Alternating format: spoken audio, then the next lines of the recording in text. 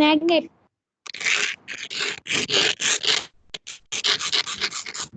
చచ్చిపోతుంది అది.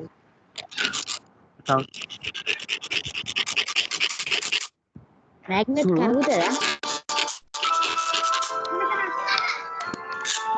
ఎంత ఇది చాలా సుద్దు ఇక ఇంకా ఇచ్చిన ఇంకరా 2 నీకు.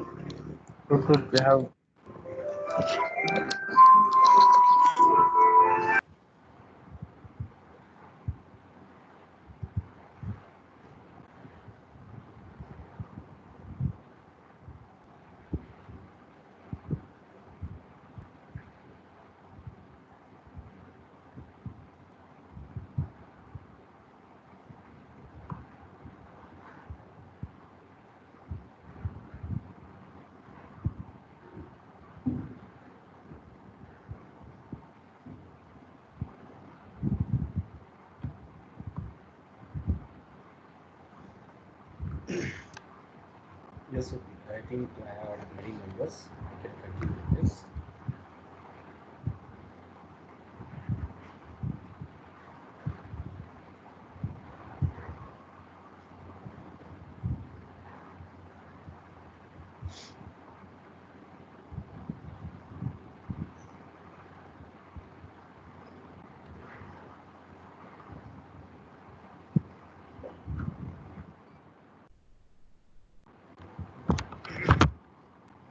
Okay, can anybody confirm that my PPT is moving or not?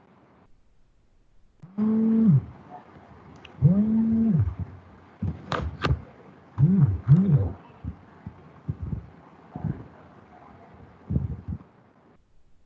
Hello? Your PPT is moving, sir.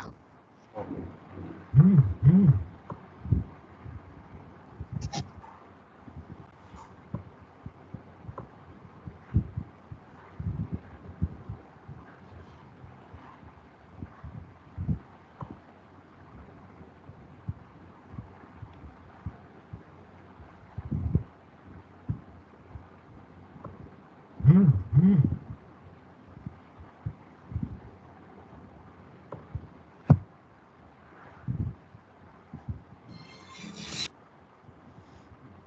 Sir 39 add చేయండి sir 39.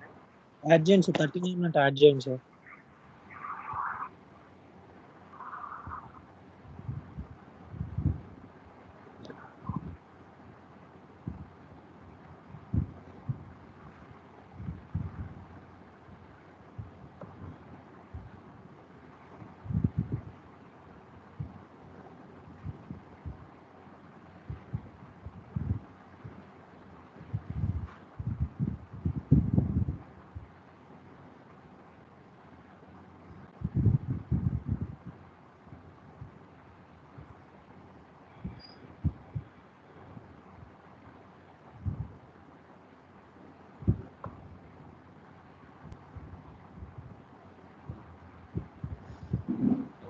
Yes, I'm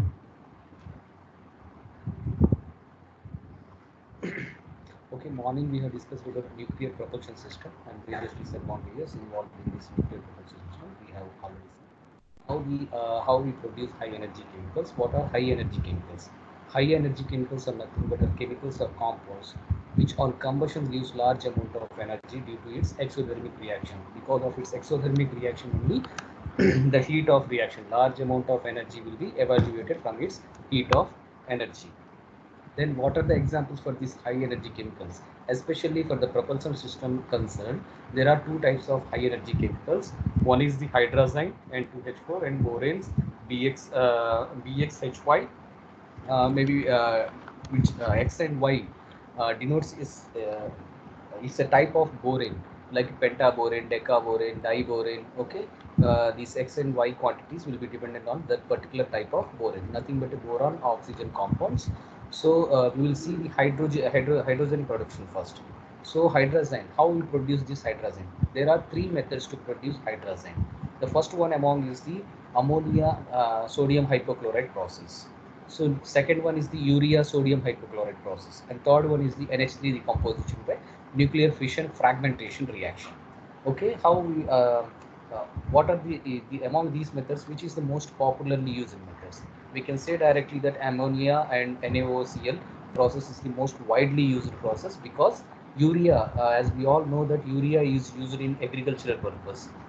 When we have a large excess amount of urea which is already used in which is left after using in agricultural purpose, then we can go for this process, urea ammonia hypochlorite sodium hypochlorite process. And we all know that nuclear fission reactions are at in the developmental stage and in the R&D stages. So uh, we can't use NH3 decomposition by nuclear fission reaction. So among all these three processes, the sodium hypochlorite process is cost effective. At the same time, it is beneficial to produce in this route compared to this urea or NH3 route. Okay, because of this underdeveloped stage, and one is because of lack of capacity for urea. Okay, then among these methods, NH3 and NaOCl method is popularly used. But the raw materials which are required for this method is this one, NH3, ammonia, sodium hydroxide, and chlorine. Okay, these are the three raw materials which are required in this ammonia sodium hypochlorite process. Then what are the uses of this hydrazine? Hydrazine is used as a rocket fuel. Okay, it is used as a rocket fuel, and it is also used as a antioxidants. Okay, in order to suppress the oxidation reactions, it will use it as a antioxidant and plant growth retardant. When we just pour this hydrazine into the plant stem, it will just stop its growth. Okay, then some of the drug manufacturing units will use this hydrazine. Okay, these are the reactions which takes place during the production of hydrazine. Okay, then we will discuss how this reaction will take place in detail in the flow sheet. Then now the flow sheet will start from here. The alkali, this NaO, sodium hydroxide, is pumped to the chlorination unit, in which chlorine will be added. The chlorination of this alkali will be carried out in this chlorination unit below 30 degrees centigrade, 20 to 30 degrees centigrade, because the sodium chalcochloride in this chlorination unit, the first reaction which is given in blue color will take place. 2 NaOH reacts with one molecule of chlorine to give sodium hypochlorite and one molecule of sodium salt and water. So sodium hypochlorite form will decompose when temperature is held more than 30 degrees centigrade. In order to suppress this NaOCl decomposition, this chlorination unit temperature will be held in between 20 to 30 degrees centigrade, not more than 30 degrees centigrade. Okay, so this chlorination of NaOH will be carried out in a chlorination unit whose temperature is maintained in between 20 to 30 degrees centigrade in order to avoid the decomposition of formed sodium hypochlorite. Then the formed sodium hypochlorite, which is nearly at a cold conditions, okay, nothing but a room temperature conditions, which is nearly a cold conditions. This sodium hypochlorite will be sent to the NaOCl reactor. Okay, here the aqueous ammonia, you can see clearly here the ammonia is coming from here. So anhydrous ammonia is coming here, whereas here the anhydrous ammonia is mixing with water. So we call the ammonia which is going to NaOCl, sodium hypochlorite reactor, is a aqueous ammonia because it is mixing. This anhydrous ammonia is mixing with this water, so it is called as a aqueous ammonia. Aqueous ammonia is mixed with the formed sodium hypochlorite in the chlorination unit in the NaOCl reactor, and the reaction takes place here is this second reaction, which is given in a violet color. Ammonia will react with one molecule of NaOCl to give a chloramine. This is called a chloramine, NH2Cl plus one molecule of sodium hydroxide. This reaction will take place. The chloramine here, the chloramine formed is okay, chloramine formed will decompose, will combine with formed N2H4, which is a hydrazine, will decompose spontaneously. So in order to suppress this decomposition reaction, glutaric gelatin will be added as an inhibitor to this reactor, along with this anhydrous ammonia, water, together with this sodium hypochlorite, which is formed in the chlorination unit. We will add glutaric gelatin as an inhibitor to suppress the deformation, chloramine decomposition reaction. Then the reactant form, the product formed here is the chloramine, NH2Cl. This chloramine will be sent to this reactor, hydrazine reactor. This is called N2H4, which is nothing but hydrazine reactor, and this reactor will be operated at 130 degrees centigrade, in which the reaction C will take place, which is given in the red color here. So in which chloramine will react with ammonia, anhydrous ammonia. Remember, in this one we are using anhydrous ammonia. Here anhydrous ammonia is combined with water, so it is called as aqueous ammonia. So the reaction 3 will take place in the hydrazine reactor, N2H4 reactor, in which the product is hydrazine with some molecules of HCl. Okay, formation of some HCl. Now this the formed molecules of hydrazine will be sent to a series of NH3 recovery units. Okay, two series here shown in two columns, two fractionating columns, in order to recover the NH3 as the top product. The recovered NH3 from this top product will sent back to the recycle unit where NH3 was initially stored, together with some makeup ammonia. We will just add this ammonia, and it will send to the respective reactors. Okay, after this series passing the products through this series of NH3 recovery units, the bottom product will be hydrazine, and to some extent the sodium salts will be formed, NaCl. Here you can see due to the neutralization reaction as given in green reaction. So already HCl is forming in this reaction, and already NaOH is forming in the um, NaOCl reactor. This NaOH is forming, whereas in the hydrazine reactor HCl is forming. These two will combine and gives rise to this neutralization reaction D in the series of NH3 recovery units. In these recovery units, it will just have a neutralization reaction and form this NaCl. The product here contains, the bottom product here contains 1 to 2% of hydrazine with 10% of NaCl. So our primary task here is to recover the hydrazine, 1 to 2% hydrazine, and purify it in a series of steps and separate out this 10% sodium salt. So this bottom product of this NH3 recovery unit will be passed through the crystallization evaporator. In the crystallization evaporator, the NaCl, formed NaCl in these columns, will be separated and stripped out using a centrifuge, and the unrecovered NH3 hydrazine will be sent back to the crystallization unit through this route as a mother liquor. Then the top product will contain hydrazine in the form of hydrated form. Okay, the mixture of water and hydrazine will be there in the top product. Now this top product will be purified. Now in the hydrate column, the top product from the crystallization evaporator will be purified using the this is nothing but a distillation column, and the final product obtained here is the through this hydrate column is 65% N2H4, which is called a constant boiling, 65% hydrazine of constant boiling hydrazine. Now what does that means? 65% constant boiling hydrazine. Okay, for example, see here 65% hydrazine is there, and other 35% is water. Just we can have a material balance as you observed in the CPP course. 65% when some component is there, 65% means the rest of the percentage will be in a aqueous condition, nothing but a water. 35% will be in a water. When this 65% hydrazine is combined with that remain in combination with this 35% water, it will form an azeotrope, which will form a constant boiling azeotrope. Now what does that mean? Azeotrope means constant boiling azeotrope. If you just fed this constant boiling azeotrope to some distillation column or heat, apply heat to it, the composition which is observed in top product vapor and in the bottom product liquid will be same. 65% hydrazine will be there in the top product, at the same time in the liquid product bottom product is also 65% hydrazine. So primary goal of a distillation column is to separate a components based on their boiling point. Here this composition of 65% hydrazine and 35% water is forming a constant boiling azeotrope. There is no difference between these the boiling point of these components. So they are forming a mixture in a such a way that it will form a azeotrope. They will remain together until and unless we separate it out with addition of third component, which is called addition of third component. This is called extractive distillation or azeotropic distillation. So this 65% N2H4, which is hydrazine, is sent to the azeotropic column together with the addition of a third component, aniline.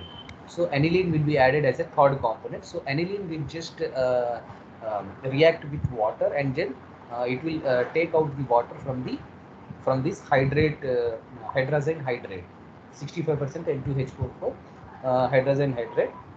So it is sent back to the azeotropic column, in which aniline is fed as a third component. So aniline will just extract that water remaining in that hydrazine, and from the top, which is aniline rich phase, will be sent to the decanter, in which based on the density differences, the water and aniline will be separated out. The recovered aniline will be sent back to the azeotropic column, and the H2O water is just stripped off.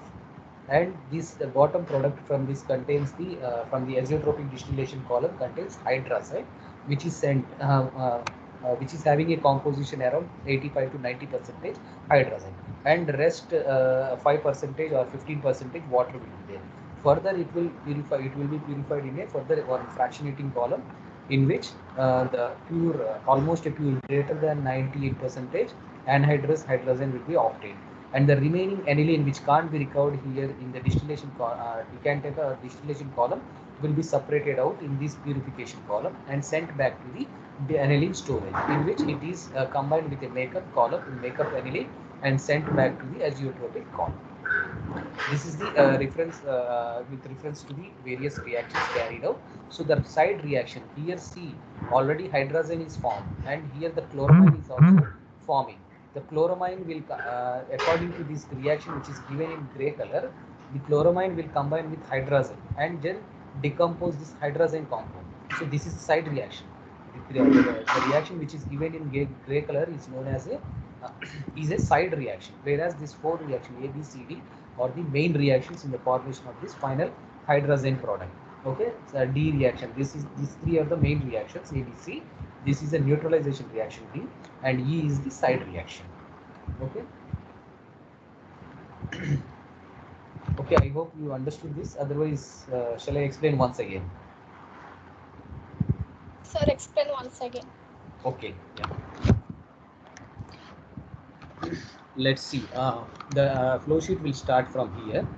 So chlorine will be combined with a NaOH. Okay, alkali NaOH alkali will be combined with a chlorine in a chlorination unit. So chlorination unit will be operated in between temperatures of 20 to 30 degrees centigrade, because in the chlorination process what happens means this reaction will happen in a chlorination reaction. First reaction A, which is given in a blue color. So NaOH will combine with chlorine and form a sodium hypochlorite together with a salt molecule and water. Then what happens when temperature is more than the chlorination unit temperature is more than 30 degrees centigrade means this formed NaOCl will just get decomposed. So decomposition, in order to suppress this decomposition, we need to operate this chlorination unit at 20 to 30 degrees centigrade.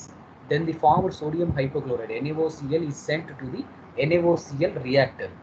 Here it will combine with the NH3, okay, aqueous and anhydrous NH3. That means it doesn't contain any water content in it. And anhydrous NH3 means anhydrous ammonia is coming from this storage tank, NH3 storage tank, in which here it will combine with H2O. Therefore, this anhydrous NH3 will combine with H2O here. So it will be called as a aqueous ammonia. So this aqueous ammonia will be sent to this NaOCl reactor, in which it will react with NaOCl, sodium hypochlorite, which is formed in this column. And here the reaction B will takes place. Reaction B here, which is given in violet color.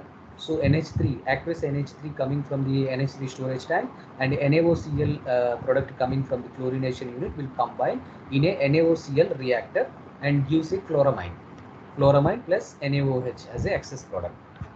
So the reaction B will takes place here. The formed chloramine NH2Cl, this chloramine will go to this reactor here along with NaOH. It will go to this reactor. This is called hydrazine reactor, N2H4 reactor. Here the reaction C will takes place, which is given in red color here. Reaction C will takes place, in which the chloramine will combine with, remember here the anhydrous NH3. We are not giving any type of water into it, so we are calling it as a pure NH3, anhydrous form of NH3. Anhydrous form of NH3 is supplied to this hydrazine reactor, which is operated at 130 degrees centigrade, and the reaction carried out here is this C reaction, which is given in red color. So NH2Cl, which is a chloramine, is combined with one molecule of NH3 to give a hydrazine. N2H4 is a hydrazine with the liberation of one molecule of HCl. So this is sent back, the reaction product NH3 along with the trace components like NaOH formed in this reactor and HCl formed in this reactor will be sent to this series of recovery NH3 recovery units, which are nothing but a distillation column, a series of distillation columns. Here what happens, the NH3, which is unreacted NH3 is there in this reactor, will be recovered here and stripped off of NH3 and will be recycled back. Here from this column NH3 will be recycled in this column. From here the NH3 will be recycled back to the NH storage tank. In here it will be combined with makeup NH3. Some part of NH3 is used in these reactors, so that part will be added as a makeup NH3 here. So this will combine in a NH3 storage tank and goes further, participates in the reaction. Then the formed products. Now the products will be according to this reaction C. The products will be N2H4 will be there as a product, and the NaOH formed in the NaOCl reactor and the HCl formed in the hydrazine reactor will just combine using this reaction, using this neutralization reaction, which is given in green color as D, labeled as D. So the products coming from these columns are hydrazine plus NaOH plus HCl. So NaOH plus HCl is combined and gives a neutralization product, which is called NaCl, sodium salt together with water. So here the products in the bottom contains products here will contain NaCl and hydrazine, which is labeled here as 1 to 2% hydrazine and 10% NaCl. This fraction will be sent to the crystallization evaporator in order to separate this 10% NaCl, which is a salt.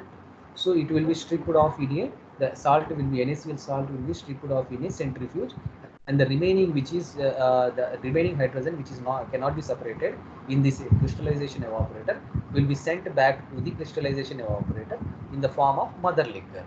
Then the top product will contain a hydrazine in the form of aqueous form. Together with hydrazine, water will be there in the top product. Now this top product will be sent to the hydrate column in order to get a 65% constant boiling hydrazine. Now constant boiling hydrazine means 65% already hydrazine is there.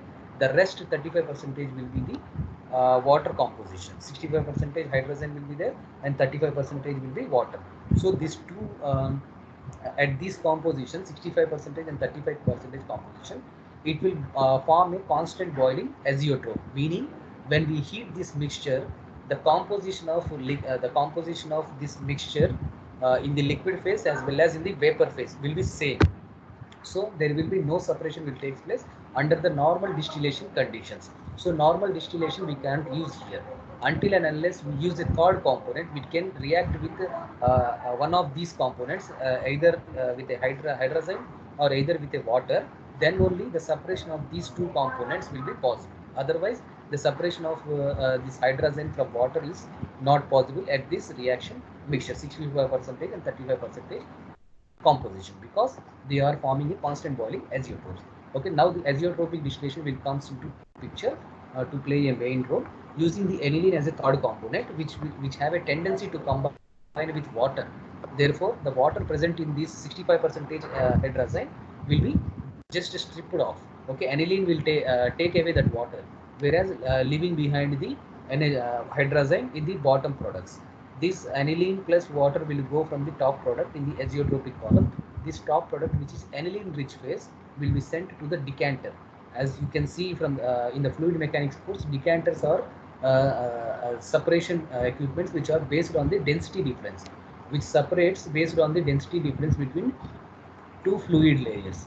Okay, decanters are nothing but a unit operations in which based on the density difference between two layers it will separate. So water and aniline will have some density difference, so decanter will be used here.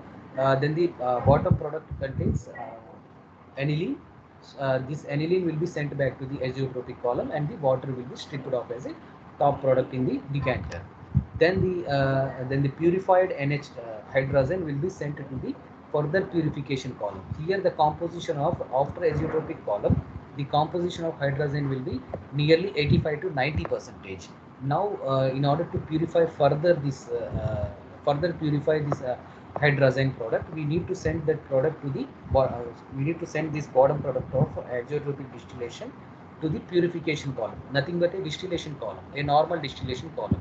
Then the remaining water will be stripped off here and pure hydrazine will be available as a anhydrous hydrazine with a composition greater than 98%. The aniline which is left here will be recovered as a bottom product and sent to the aniline storage tank, in which it will be combined with a aniline makeup. Makeup means nothing but which is already lost or consumed in the unit operations or unit processes will be replaced. For example, already we have lost, we supply initially 1 kg of 1 liter of aniline means, for example, in this recovery unit, 2 ml of aniline has been lost. This makeup is nothing but the 2 ml addition. Okay, we required for this whole operation, we required 1 liter means 2 ml already lost here. Aniline is lost. So the 2 ml will be replaced with this aniline makeup unit. That is called, that is the definition of makeup. Okay, this is the overall process in order to get a pure anhydrous hydrazine product. Okay, is it okay now? Yes, sir. Yeah. Okay. The next one is, what are the major engineering problems which are encountered in this plant operation? Okay, we need to study that also, the major engineering problems which are encountered. The first one among is the material of construction. Since here, see, chlorine is there. Chlorine is very much corrosive. We all know that chlorine is very much corrosive. Together with hydrazine product, it will together with hydrazine at the same time chloramine, NH2Cl, chloramine. These are the NH2Cl and chlorine are the highly corrosive components. When together these are combined with N2H4, it will give this side reaction. Okay, these reactions are very much corrosive. So in order to suppress this corrosive, we are already adding the inhibitors. But apart from this, the material of construction of these three tanks, like chlorination tank, NaOCl reactor, and NH2H4, which is a hydrazine reactor, these three columns will be constructed with a high quality stainless steel, which is labeled as 304. High quality stainless steel labeled as SS304 with a rubber lining needs to be performed in order to prevent them from the corrosive attack of this chloramine and chlorine. Okay, then okay, in order to suppress the side reaction at the same time, yeah, in order to prevent these three reactors, chlorination, NaOCl, and N2H4 reactors from the attack of corrosive compounds like Cl2 and chloramines, we need to construct these three tanks using a stainless steel, high quality stainless steel SS304 with a rubber lining. Okay, whereas other recovery units, this distillation column, NH3 recovery columns, crystallization column, and hydrate column, centrifuge, this azeotropic column, decanter, aniline storage, and purification column can be constructed using a normal steel. Okay, only care must be taken in constructing these three reactors. Chlorination reactor, NaOCl reactor, and N2H4 reactors need to be constructed with high quality stainless steel of number SS304 with a rubber lining. Okay, other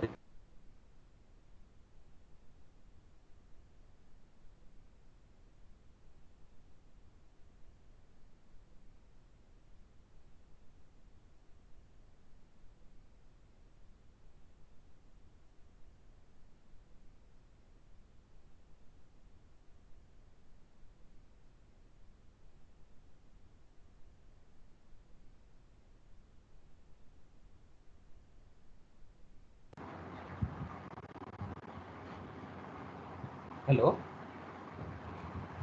Yes, sir. Yeah, now it is okay. Yes, sir. Now it is okay. It's coming on board. I don't know when it went cold. I'm just expressing my views. Okay, I will explain now. The material of construction plays a very important role in these three reactors, namely the chlorination unit, NaOCl, and N2H4, because chlorine and chloramine, Na2, NH2Cl, and Cl2 are the highly corrosive reactants or highly corrosive compounds. Because of this, these three reactors needs to be constructed with a high quality stainless steel of number SS304 together with a rubber lining. Then only the attack from this corrosive gas can be suppressed. Apart from these recovery units like NH3 recovery columns, crystallization evaporator, centrifuge, hydrate column, azeotropic column, this decanter, aniline storage, and purification column can be constructed with a normal steel. Okay, only these three reactor constructions needs to be taken into consideration, and at most importance should be given to construct these reactors with a high quality stainless steel of SS304 with a rubber lined reaction in order to suppress the attack of these highly corrosive gases like chlorine and chloramines. Okay, this is the first major engineering problem in construction of this plant. And next one is the dehydration methods. Now the dehydration method, see here water is getting stripped off. Here in the three columns, all the three columns, water is just we are separating water from the formed hydrazine product. Okay, so hydrazine products, there are three methods in order to separate the water from this hydrazine. First one among is the extract to distillation using aniline. Since in the flow sheet we already described, using aniline only this azeotropic mixture was separated, whereas other two processes are also there which are already patented. The patents are available with the respective authors for these two processes. Among them are the extract to distillation using ethylene glycol. But using this reaction, using this extract to distillation is not at all feasible, because the cost of heat in this extract to distillation using ethylene glycol is more, and at the same time the ethylene glycol loss will be very high in this process. So we can't use this process economically when we consider the economics into the in our viewpoint of manufacturing. Then next process is the distillation, which is also a patented one. Distillation over NaOH at low pressures. Okay, low pressures means below atmospheric pressures, nothing but a vacuum pressures.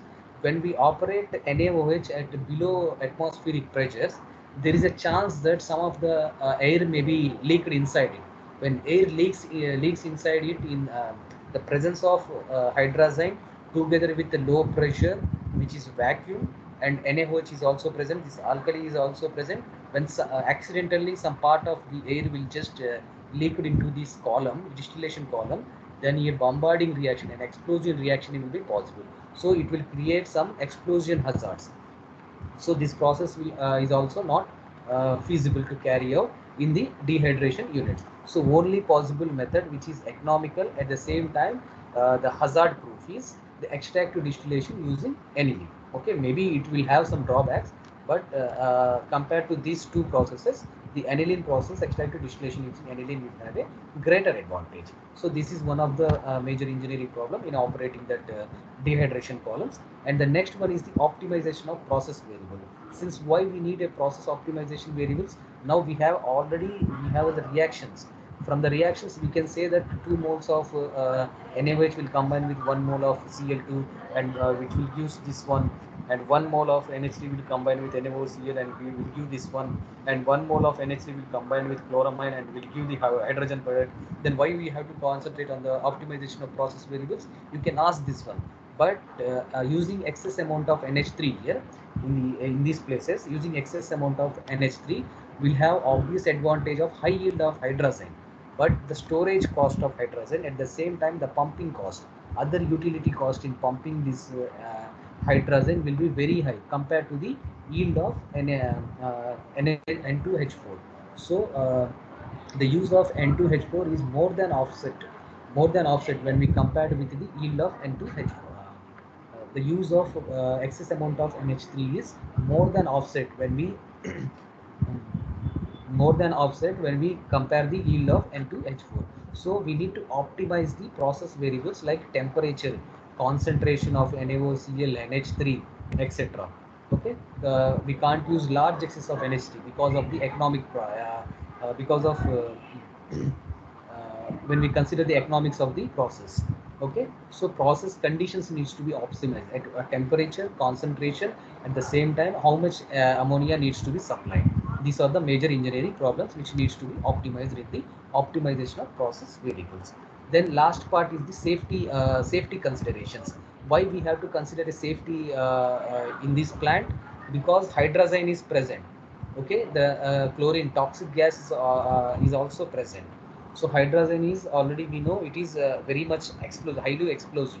So whenever we are transporting the hydrazine from one location to other location, every time we have to use the inert atmosphere inside the column. At the same time, whenever we are operating some of the column inside, we are not operating any of the columns in the vacuum region, but whenever we are whenever we thought of operating our columns below the atmospheric pressure, then we have to use nitrogen atmosphere inside it or inert atmosphere inside it. And one other possible major engineering problem is decomposition of NH2Cl and hydrazine. Okay, this is also a major engineering problem. Reaction E, decomposition of chloramine and hydrazine in order to give a nitrogen output. Okay, these are the major engineering problems in operating this plant. I hope you understood this one. Once again, Understood, sir. understood. Okay, yeah, thank you.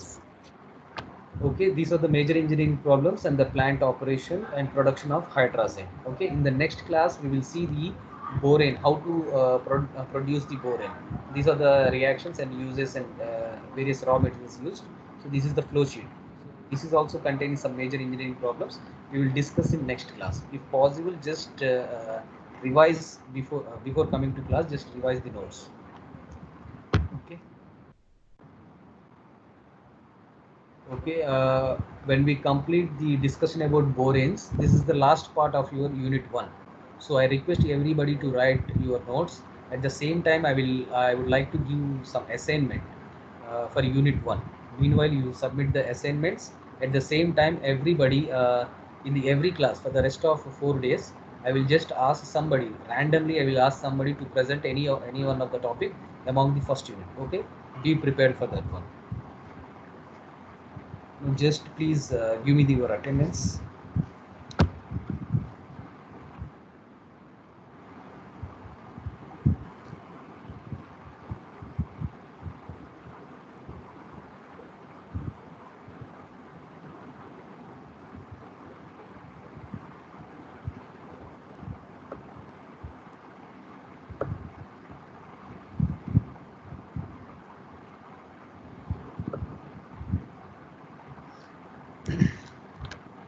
Okay, 1, Present, sir. 2, Present, sir. 4, 5. Sir, excuse me, sir. Yes, sir. Yes, ma'am. Yes, yes. Yeah, 3 rule number అది signal వల్ల cut అయిపోయింది. Attendance వేయమని చెప్పింది. Okay, genuine అయితే పర్లేదు. మీ ఇష్టం. Yeah, it's genuine. yes sir. Okay, okay. 34. 5, Present, sir. 6, Present, sir. 8, 8, 9, 9. Okay, 11.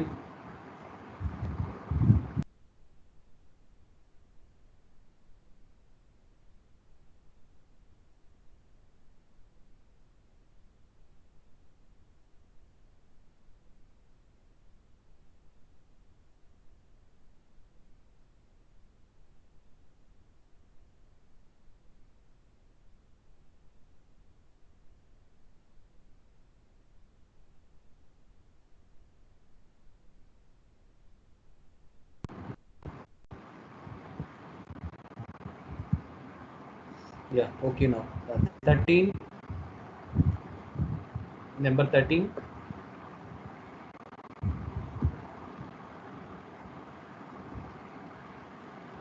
Attendance please, number 13. Next number 17. Okay. Then 20. 22. 22. Okay, absent 22. 29. Present, sir. 32. Okay, Paul, you Present, are sir. saying about 24.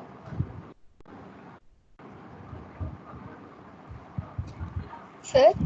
24, you are saying something about 24. No, sir. Morning 22 చెప్పాము. Morning, okay, okay, yeah. 32, okay, then 36. 36. 39. 39. Absent 44.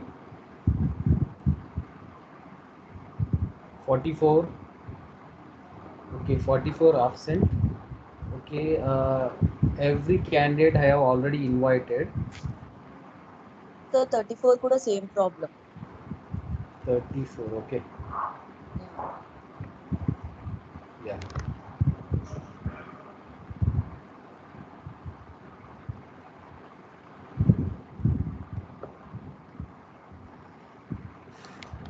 Okay, if there are any doubts, just you can ask me anytime.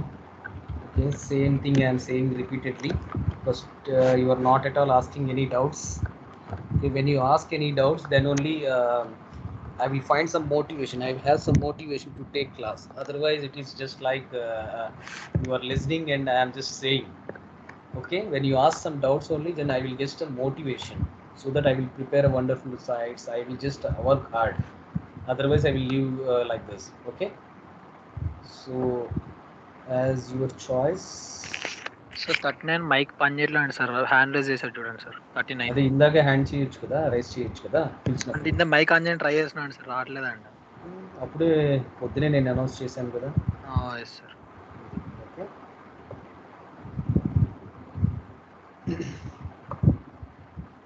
yeah, then okay, the next class is the project work.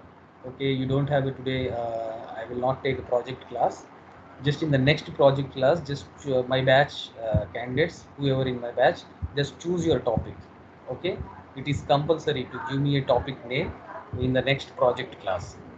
Okay, I will just otherwise I will just put absent to you. So please give me the topic name so that we can start some work. We can read some of the papers. Okay, writing a review paper is not at all a small thing. You have to do many things. Okay, first of all we have to read and some important points we have to draft initially, then only we can go further. Okay, so this is the case, especially my batch, around 12 to 13 members are there. Please, I request, since my sincere request is to please read the topics and just choose by among one topic and then tell to me, so that we both will read. We both will read, and what are the main important points, we will just sort it out in 1 or 2 months. Then after 2 months, we will just start working on the review paper. Then it will be easy. When we are taking this much time in just reading and choosing a topic, means we are nothing. We cannot do anything further in the next 3 months. Then we can't write a news review paper.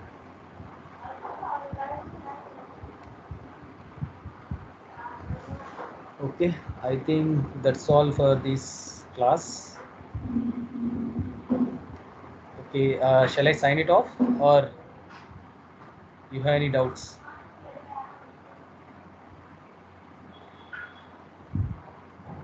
Anybody? Just please ask questions if you have any doubts. Okay, write down notes sincerely. I will give you assignment. Anyway, in the assignments, you have to write all the notes. I will give questions in such a way that you will write down all the notes. Without assignments, I am not going to give any marks. Okay, just remember that.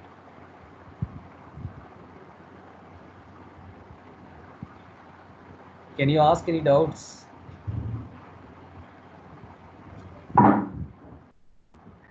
Ravi?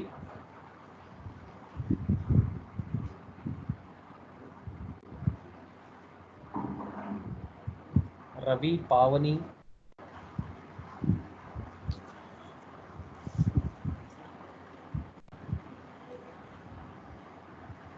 Any doubts? ప్రస్తుతానికి అయితే ఏం లేదు sir, ఇంకా brief గా చదివితే వస్తాయేమో. Okay, రాస్తున్నారా notes? Notes అయితే స్టార్ట్ చేశాను సార్ నేనైతే. ఇంకా స్టార్టేనా? అయిపోయింది సార్, నిన్నటిది ఇంకా అవ్వలేదు. నిన్నటిది Okay, then okay, I'm signing it off. Thank you for listening. Bye. Okay sir.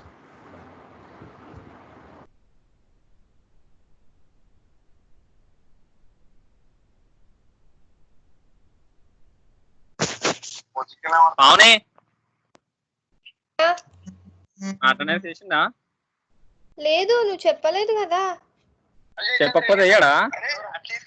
Hand raise చేయాలి కదా. Record has started. నువ్వు ఇప్పుడు ఏం మాట్లాడకు. ఓకే, హ్యాండ్ రైజ్ చేయమని చెప్పాను కదా నీకు మార్నింగ్.